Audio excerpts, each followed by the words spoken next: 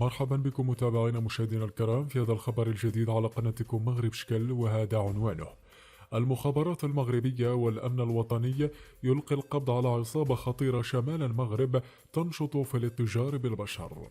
قبل ما نبداو في التفاصيل ما تنساش دير جيم واشتراك في القناة باش تكون انت الأول اللي كتوصل بالأخبار المغربية دائما. إلى التفاصيل.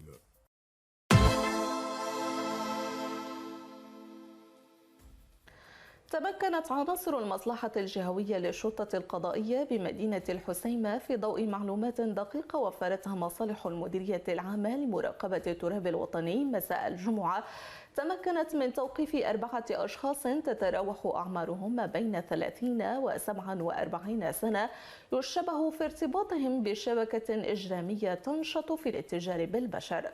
وذكر مصدر أمني أنه جرى تنفيذ هذه العملية الأمنية بمدينة الحسيمة، حيث تم توقيف المشتبه فيهم متلبسين بالتحضير لتنفيذ عملية عبر المسالك البحرية لفائدة 4 مرشحين. كما أسفرت إجراءات التفتيش المنجزة عن حجز قارب للصيد ومحرك بحري يشتبه في استعمالهما في هذا النشاط الإجرامي.